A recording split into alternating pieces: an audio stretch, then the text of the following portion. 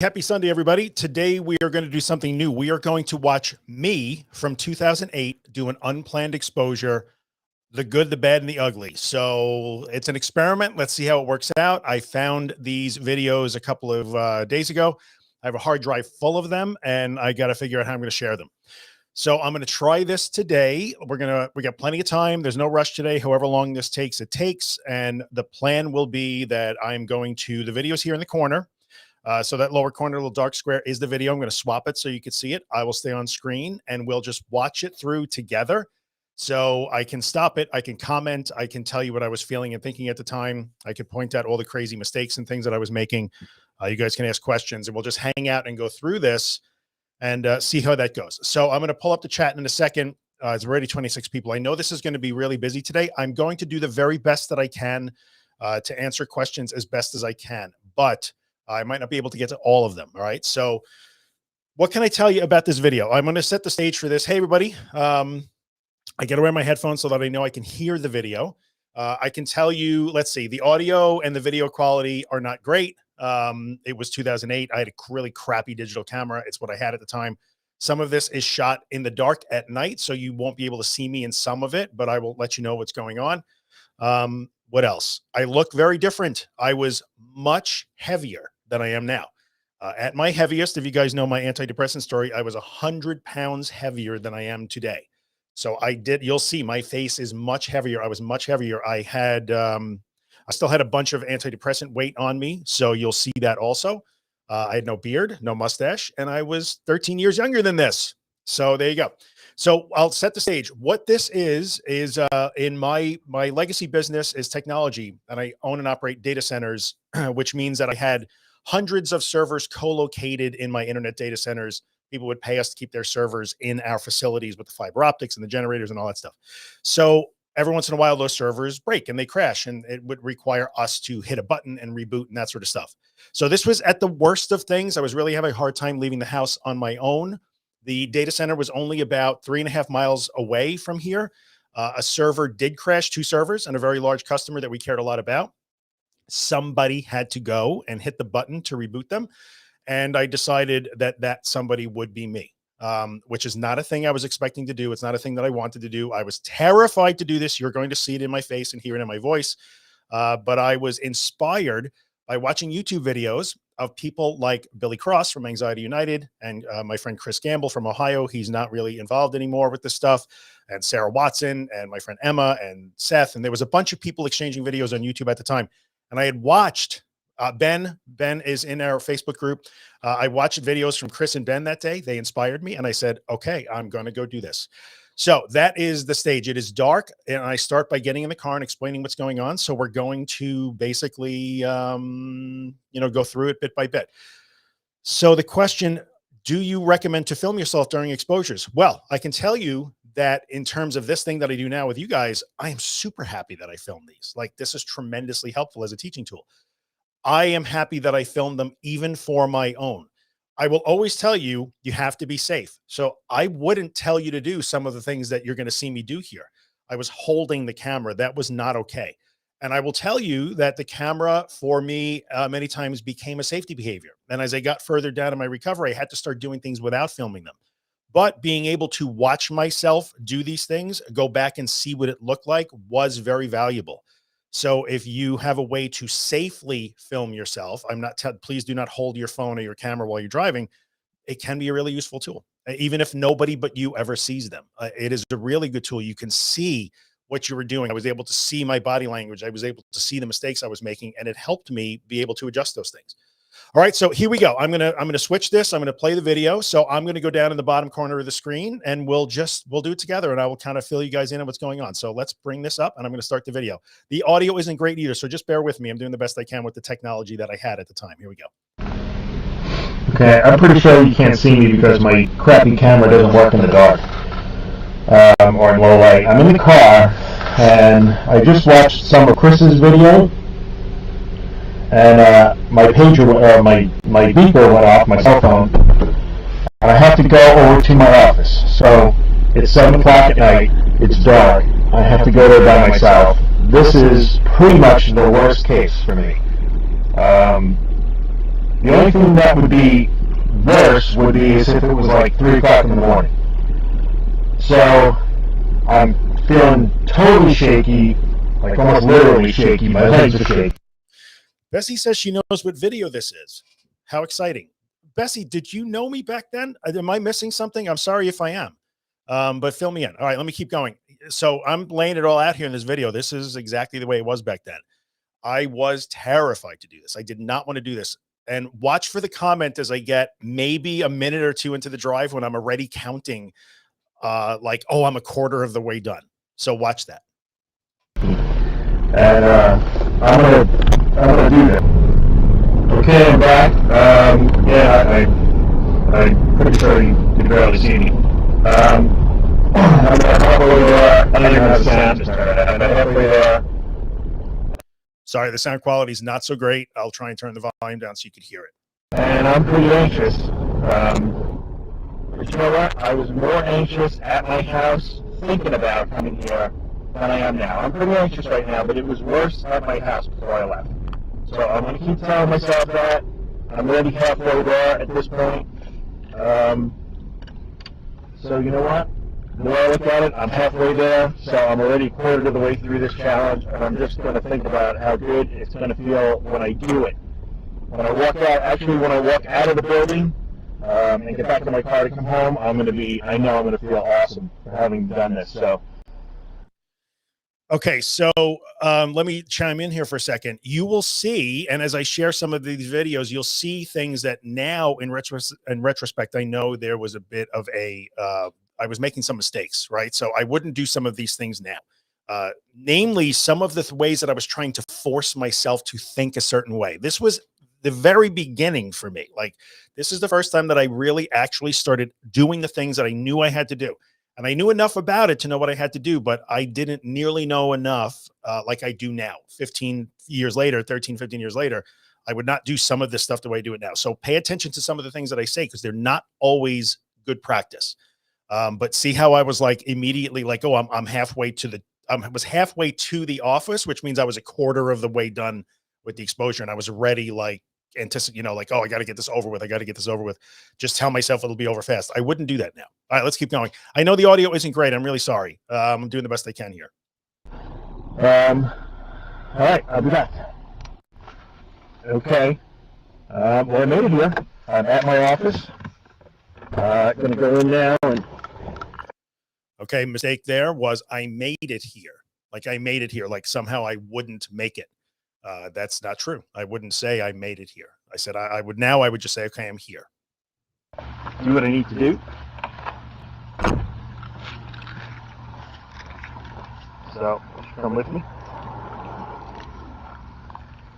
As you can see, there's cars here. There are actually people here. There are other businesses in the building. So, let's go in and see what we got. This is pretty big that I'm doing this. This is a little bit hard to watch. I feel like I'm looking at a different person. I know it's me and I remember doing it, but it's truly like I'm looking at a completely different person. So it's weird to see this. Slow down. It's gotta go slow. Okay. Now that struck me because I did watch this about an hour ago or so to see what was all in it. And I found it interesting that I had to remind myself twice to slow down. And wouldn't you know it, 13 years later, I had to write a book about that. Anyway, thanks for hanging in there with me, guys. Yes, Emily, the difference in my voice. Yes, Bessie, that was the very, some of the beginnings. Remember when I wrote in 7% slower that I had to remind myself to slow down? You just saw that. And that was the beginnings of that book that I just wrote. And yes, the main thing for me when I watch these videos is just the difference in my voice. It was shaky. It was tentative, a lot of ums and uhs. And it wasn't even just, I guess being used to, look, I spent so much time on camera and talking to the microphones that now it's second nature to me, but I'm a naturally confident person and a naturally kind of bold person, but not then. See the difference then? Like what you see of me now is the way I was before my anxiety disorders, but now you're seeing what it looked like in the midst of it. And I wasn't like this. I was a different person. I find that I'm freaking out. I wind up running through the place, and that doesn't help. Okay, I have no idea what it's going to sound like in this place. There's 8 zillion computers in here. So here's where it gets difficult for me.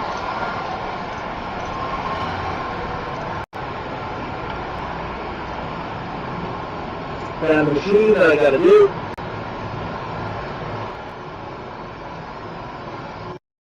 I had to yell into the camera because there's so many computers in this place that you can't hear. It's just a hum of CPUs and fans and stuff like that. So I'm yelling into the camera, and that's why the audio wasn't so great. Look so afraid. I was effing terrified. You're literally watching me scared shitless to do this. And the hardest part, and I'm going to say it in a second, I think I mentioned it into the camera, is all I wanted to do was go and hit the button on that server and run out of there as fast as I could. But then I had to wait until I saw the server boot up and the login screen, and I knew was everything okay. That wait felt like it was forever. So let's keep going. Okay.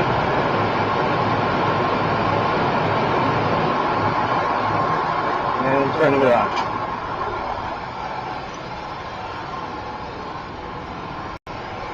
Okay, my heart is definitely pounding. The hardest part for me is this part. The part after I've done what I have to do. And now I gotta see if it works.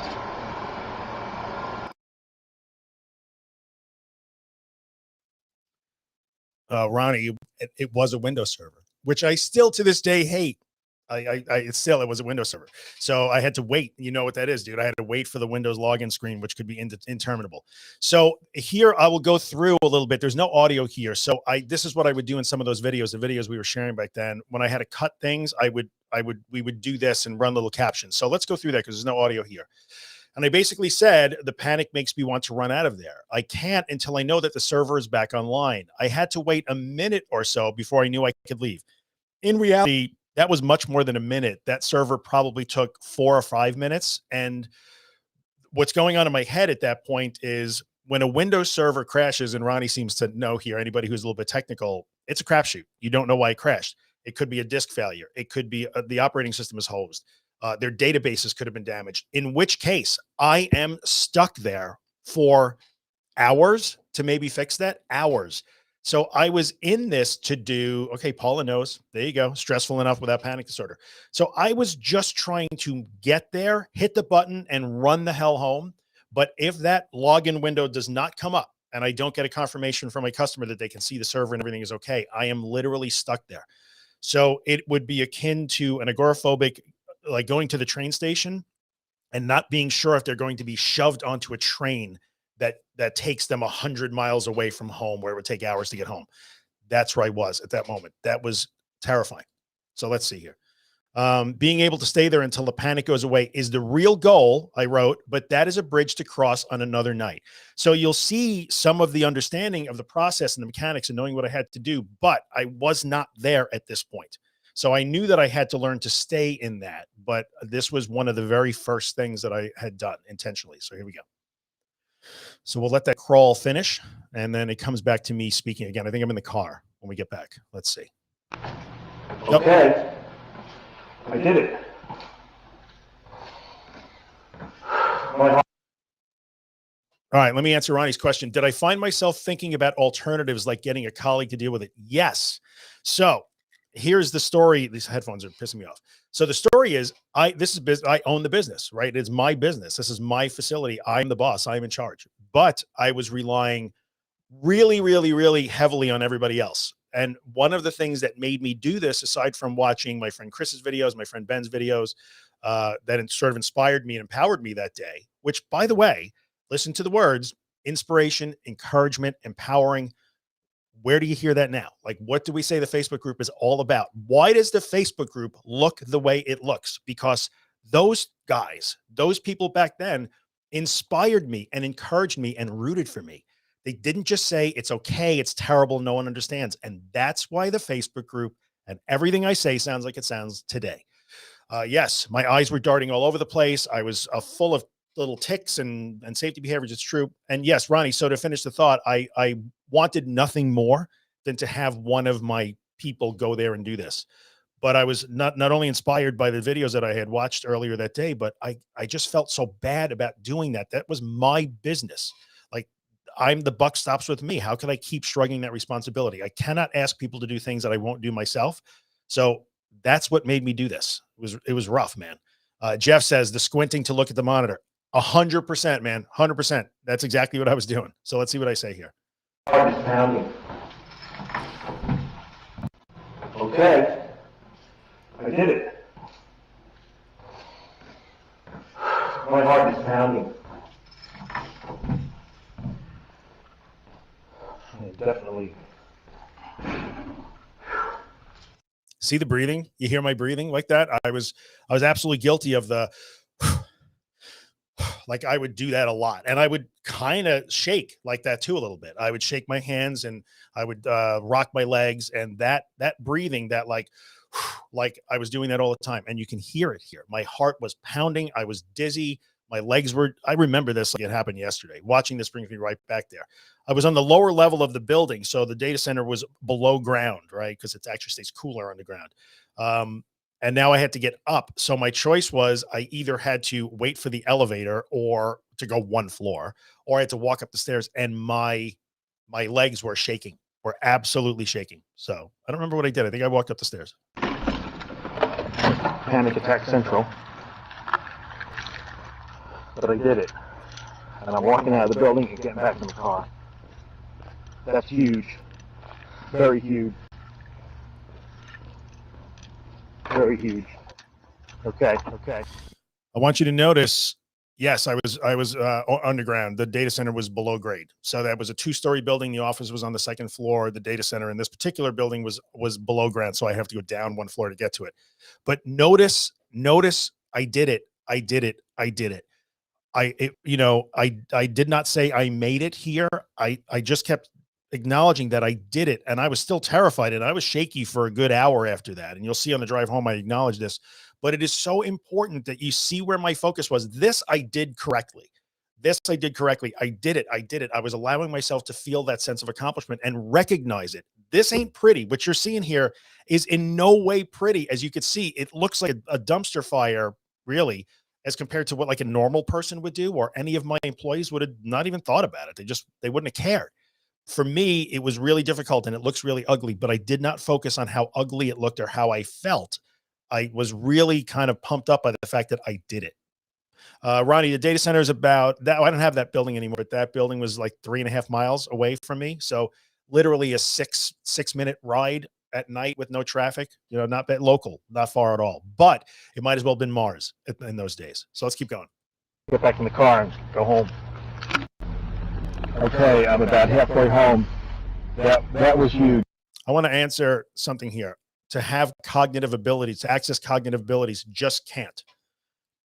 I'm going to flat out tell you that you are wrong. You just don't like the way it feels. Now, as you can see in this situation and see in my face, I was not optimal. I was not operating at my optimal level in any way, shape, or form. I was a nervous wreck, and it showed.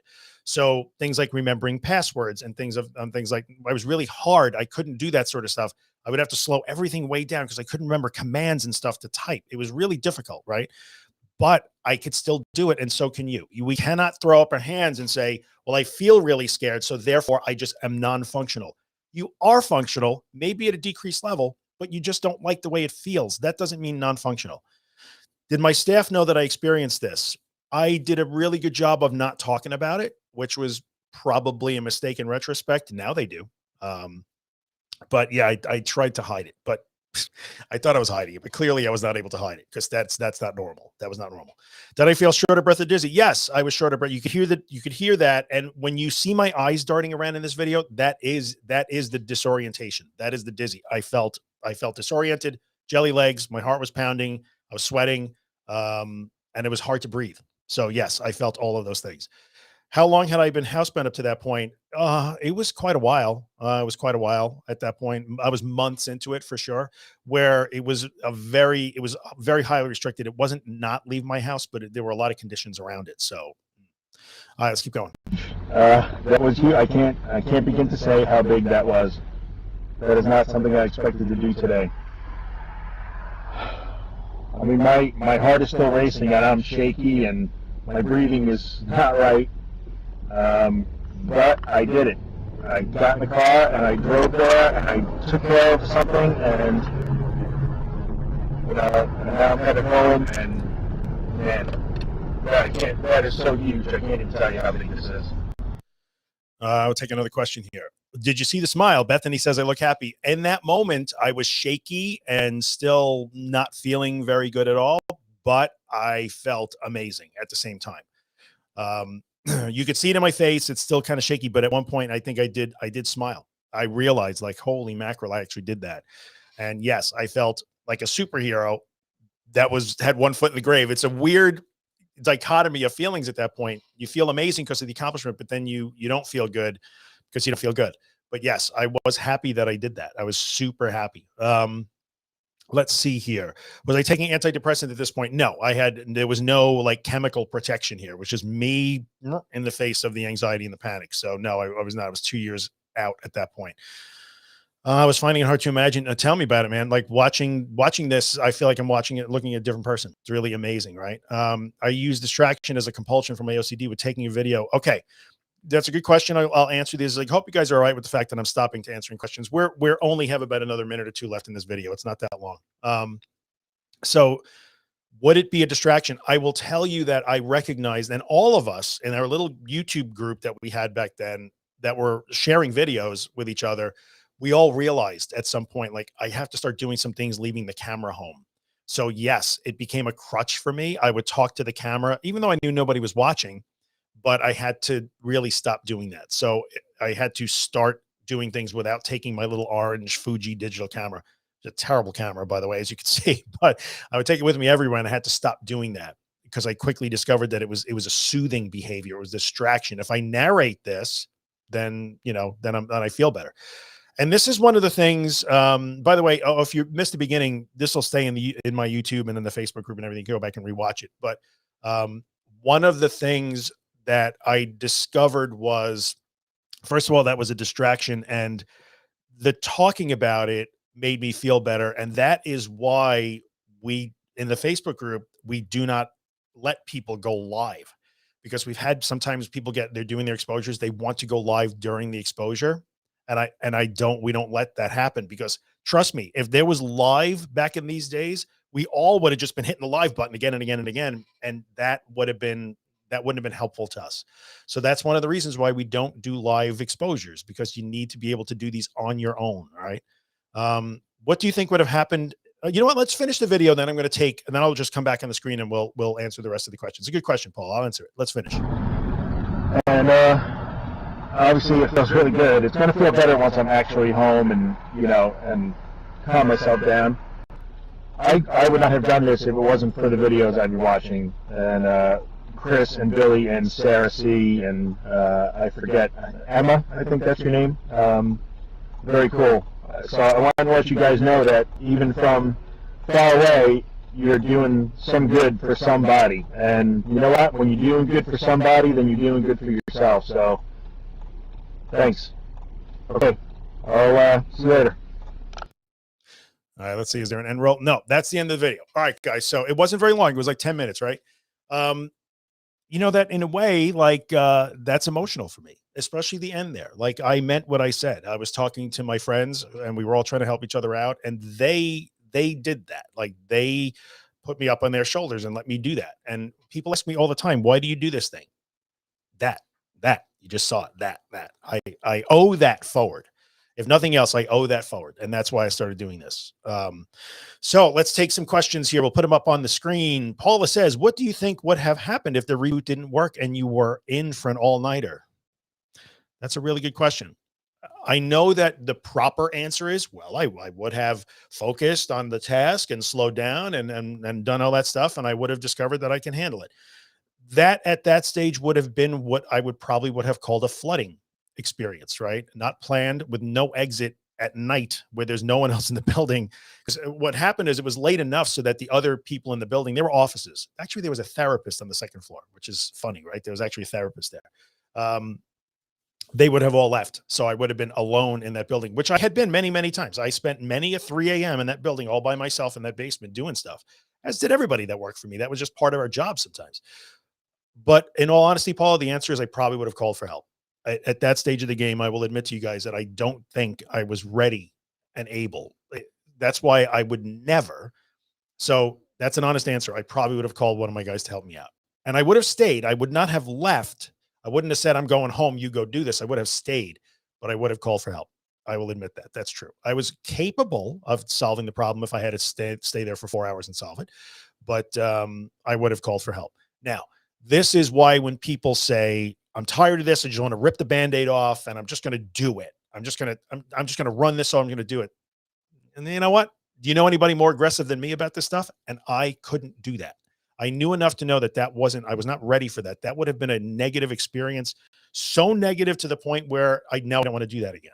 So this is one of the reasons why we talk about being incremental, right? And we don't solve this thing by just putting ourselves in no escape situations where there's no out, you're trapped. That's difficult. Your exposure should have a planned exit, and that wouldn't have had one. So that's the answer to that. Let's see. However we feel during a panic attack, we still remember those moments. Yes, it completely is. Okay. Let me put this up on the screen because this is really good. It could be helpful in order to stop thinking you might lose control, go crazy. So when you die, that's why this is one of the things people say, should I journal? Like, should I keep a journal? All right. Well, I wasn't a journaler, but as you could see, I shot video. And in a way, now that I think about that, a little bit of revelation here live, my videos were a little bit of my journal, and I was sharing them with my friends, but they were for me too. And I have tons of videos that never saw the light of day. I was the only one that ever watched them. When you can record what you did and concentrate on what you did, I can look back at this video, say 2 weeks later, and say, look how scared I was, but I did it. Like, that is hugely helpful. So I appreciate this comment. Videos and a success journal. I don't mean toxic positivity, like everything is wonderful. I'm a warrior. I'm a goddess. I'm a queen. I'm going to run this over. I mean something as simple as, I didn't think I could do that, and I was uncomfortable and afraid, but I did it, and I did it. That is a success entry in your journal right there. It's not flowery. It's not pretty. It's not going to change anybody's life, but it could change your life incrementally. So when you get stuck in, but it feels like I'm going to go crazy, but this time you can go back to that and said, oh yeah, I felt like I was going to be crazy then too, but I did it. So that's a good thing here. Jeff says, you seem aware that you were dealing with panic, but that getting home was a certainty. Yes. So I did know that. That's true. Like, I knew enough about this to know at this stage of the game, Jeff, this is a good point. I was 100% logically, I knew 100%. There was no question in my mind. I knew that this was not, oh, it might really be a stroke or the doctor missed something. I was beyond that at this point. I already knew. Doesn't make it any easier, as I'm sure you guys can all understand. It doesn't make it any easier. Okay, I'm going to answer this question just because I feel like being snarky. Who does super slick professional panicky exposure videos anyway? I know a lot of like really, really expensive anxiety coaches that ask their clients to do that. And if they're not slick enough, they make them do it again because, marketing. Let's see. Yes. Well, this is the reason why I'm sorry I can't see your name because of the restream thing. Clearly, you're in the Facebook group. See how you are now, but have a glimpse how you used to be. Like, one of the things that's a core value, and I appreciate you saying that. Thank you. That's very, very kind words. One of the things that is a core value for me is never tell anybody to do a thing that you are not willing to do yourself. And I know I wrote a book and said I was you, and I say I'm one of you, and I was you, and I was you, but like, there, now you actually saw it. Like, so just, to throw something out there, and clearly I'm not addressing any of you guys because you're here. But when somebody comes across, some of my content on social media and they decide you are insane, I clearly cannot endure a panic attack, I must go to the hospital. You don't know what it feels like. It doesn't bother me. Back in the day, if somebody had told me you clearly don't know what panic is, I would have taken their head off in those days. It would have really bothered me. Now, I just sort of silently laugh because, as you can see, didn't know. All right, let's see. I feel emotional. That's okay. If you missed the video, this is going to stay in the Facebook group. It'll stay in my YouTube. Totally fine. So you can go back and watch it. No problem. Let's see here. Paying it forward. Yeah, that's it, man. That's what I'm trying to do. Okay, so let's see here. Sounds like by the measure, but you measure flooding by the, no. Okay, so here's the way I would measure. Jeff's a good question. It is a little bit the time and the exposure. So time and distance, let's talk about strictly agoraphobia because that's what we're addressing here, right? And that's what that video is about. With agoraphobia, it is time and distance. Those are basically your two variables that come into play. Time and distance are really equal because if you're going to go more distant, then there will be more time. But you can also work in short distances with extended periods of time. Flooding isn't necessarily defined by the amount of time.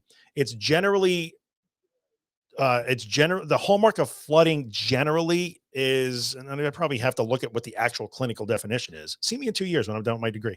But generally speaking, people will talk about the lack of escape. If you are trapped in that situation, if you are trapped. Now, look, am I ever really trapped? No, I could tell my client, go to hell. I'm going because I'm too afraid. I got to go home, deal with it. And then I lose a big client. So I could make that choice if I wanted to. But really, I would have been trapped with no planned exit and no way out. That really is what kind of defines the flooding thing. It is beyond my control. I cannot get out of this. Very difficult, right? So let's see here. No. Thank you. Oh, you're very welcome. Let's see here. Somebody asked me, let me go up here. Okay, dealing with anticipatory anxiety. Okay, well, I mean, honestly, I did a podcast episode on anticipatory anxiety. It's not special anxiety. So if you go to theanxioustruth.com and search for anticipatory in the search term, you'll see that it's not special anxiety. It's the same thing. Anticipatory anxiety is an exposure like everything else. We learn a new way to relate to that, even when it's anticipatory anxiety. And we get to practice our skills like learning to live in the moment and not living the task before it happens. So it's really an opportunity to practice. I don't have any tips for just making it go away, but in the podcast episode, you'll see that I do give some tips and techniques and things like that to actually make it relate to it better. So anticipatory anxiety is just another expression of the same fear, right? And it's just another opportunity to practice. It's exposure like anything else. So let's see. You're very welcome, Olivia. Thank you for sharing it. No problem. No problem. Visual journaling. That's kind of what I did. Let's see here. I'm a little confused about the planned exit. Okay. So, no, you're not supposed to think about running away or avoiding. So I know this is really subtle. The planned exit would mean, for me, the exposures became, as I get better at this and I understood more about what I was doing, I mean, I kind of already understood. But when I put the concepts into play, it would be, today, my exposure is I'm going to get in the car and I'm going to drive in a 2-mile radius and I'm going to drive for 35 minutes. And I will not return back home until that 35 minutes is up. When I made my 35 minutes, I was done. So it's not really, and it's not fair to say that the exposure is just go out and stay. In the case of an agoraphobic, it's not, right? So in that incremental and sort of graduated exposure thing that we talked about, or graded exposure, then I would increase that. I'm going to be out for 40 minutes. Then it was like, okay, now I'm going to drive 3 miles, but I'm only be out for 15 minutes. Then expand that to 30 minutes. Then I'm going to drive 5 miles and then expand the time at 5 miles. So that's how I would do it. The planned exit is, my goal in this exposure is to do this task for this amount of time at this distance or this many repetitions, and then I'm done. If I'm going to extend that because I want to and I have the opportunity to, then I will. But when I hit that planned exit point, I'm done. I'm done. So for instance, if your therapist is giving you, say, ERP homework to do, they're not going to tell you, they're going to give you specific repetitions. Do this X number of times, do this for 15 minutes, do this for 20 minutes, do this for 5 minutes, whatever it is. It's not just a continuous exposure forever. That doesn't work that way. So it's not a plan to run away, because trust me, when I was out for that 35 minutes, there were plenty of times that I wanted to run back home. I would drive past my house intentionally just to practice not going in. There were times during exposures when I would say, I got 18 minutes left. And believe me, I was timing this shit. Like I was timing it, but I would drive past the house intentionally just to I could just easily pull into the driveway and end this. And I wouldn't. I would practice going away from the house again when all I wanted to do was go in there. So I hope that helps in terms of the planned exposure. So let's see. I think we have, did I get to the end of the comments? Let's see here. Was I still carrying mints and safety things? Did I have mints and water in the car? There's a chance, Ronnie, that I did.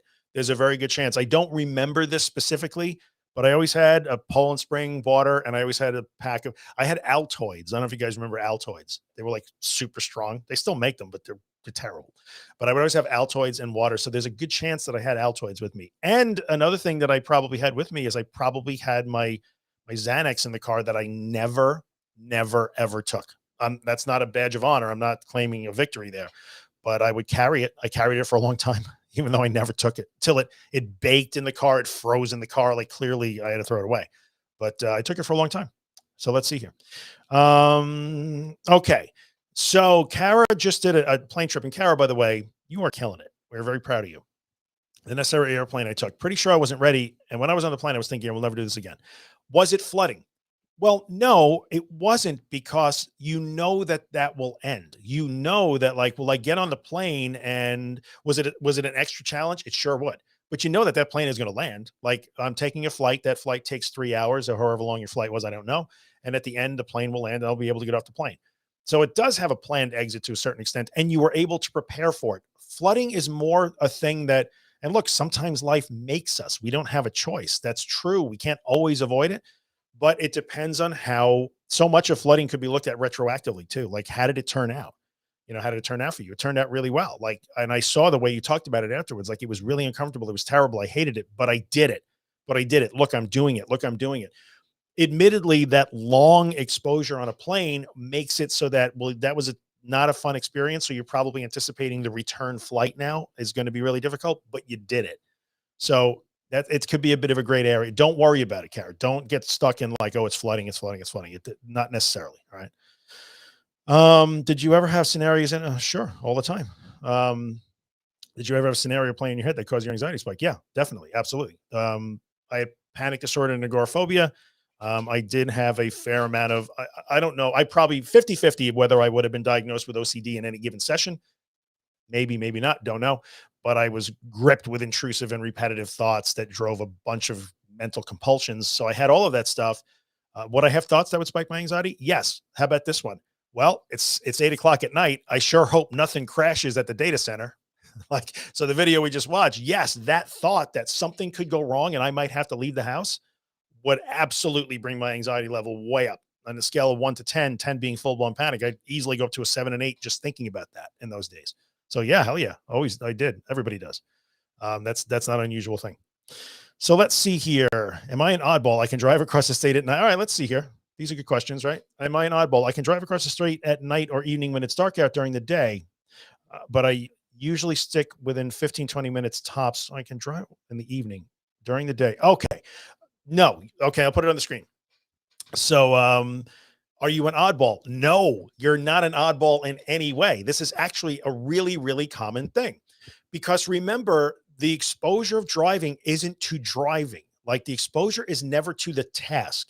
So I know we talk about with so much driving, and for me, it was a lot of driving, right? Driving or going to the shops or staying home alone or going out to dinner, whatever it is that your challenge is.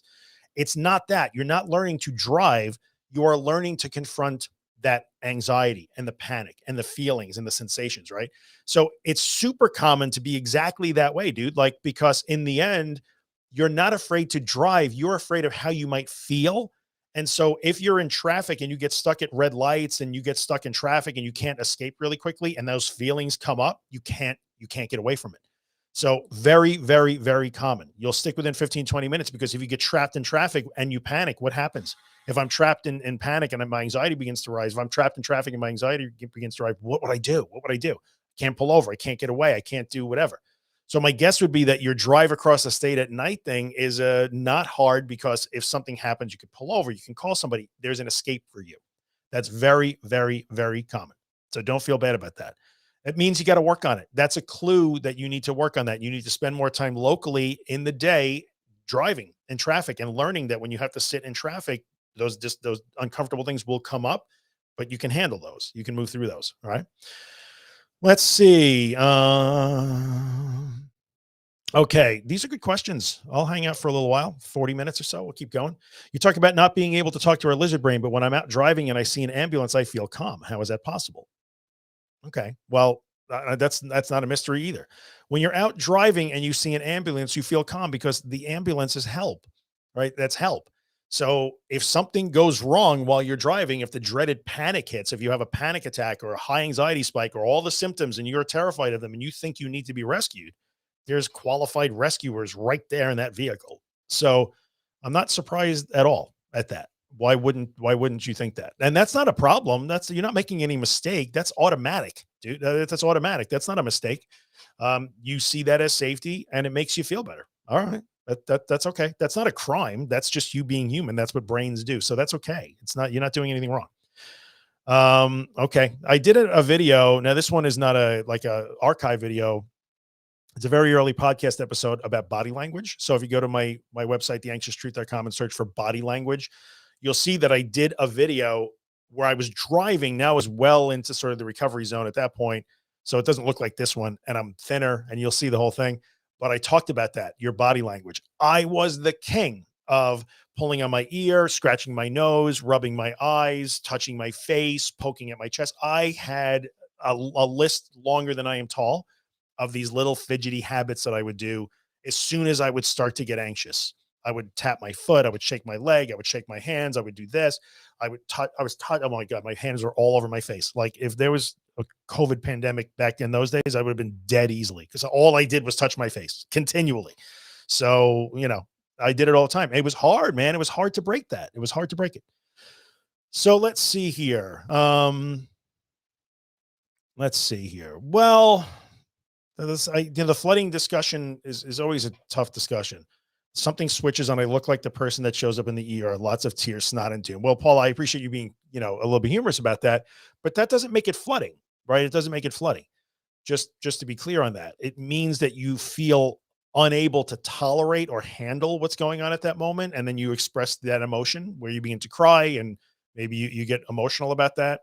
But that doesn't necessarily make it flooding. That could happen to you if I knocked on your door right now, I gave you some terrible news. Thankfully, I don't have to do that, but you might have the same exact reaction. It's too much for you, right? It just feels too much. That doesn't necessarily mean you were in a flooding experience. It just could be that you were a little less resilient that day. That can happen. So the flooding thing is a tough discussion to have because people get really fixated on it. Am I flooding? Am I doing it wrong? Am I flooding?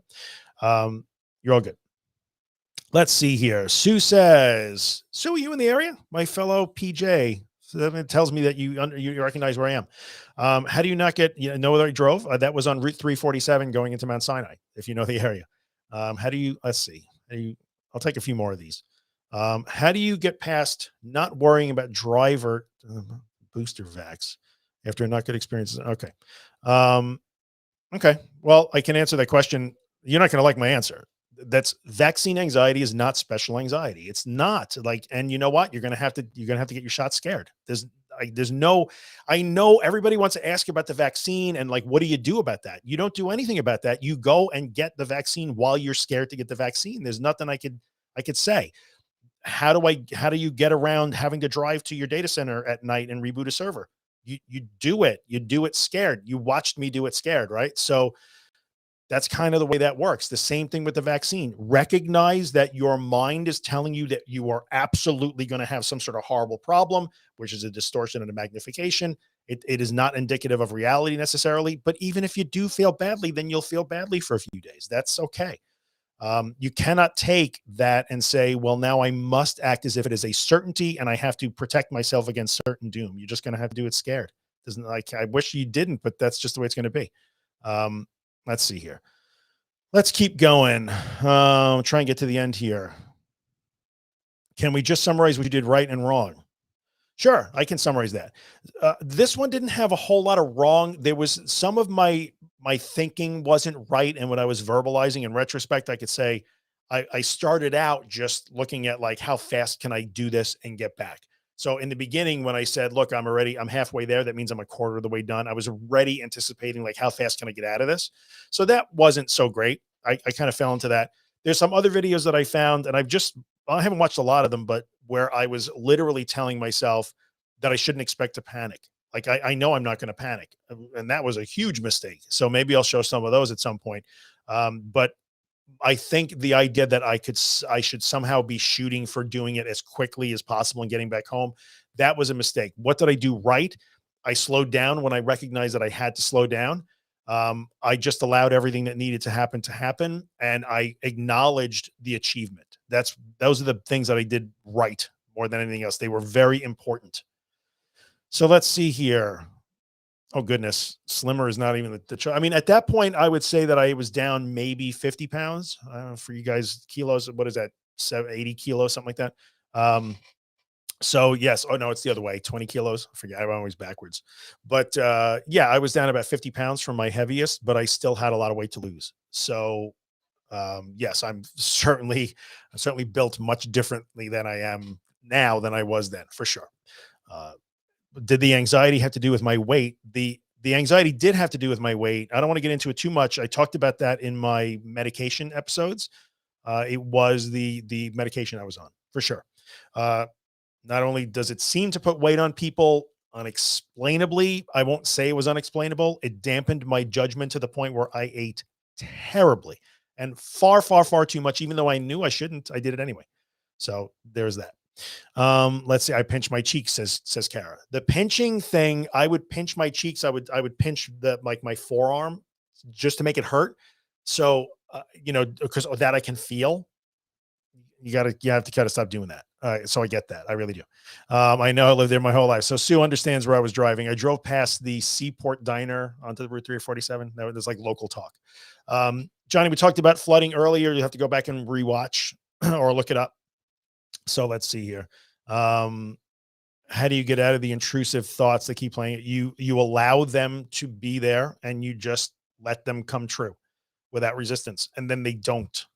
And then they don't. That's how you do it. Like when you're looking to try to find a way to stop them from happening or prove them wrong, that's your problem there. You got to just allow them and start to go through them.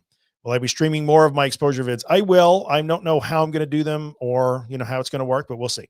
Not 100% sure. I haven't figured out how to do this yet on which ones I'm going to share and in what format or even where, but I will keep you guys posted.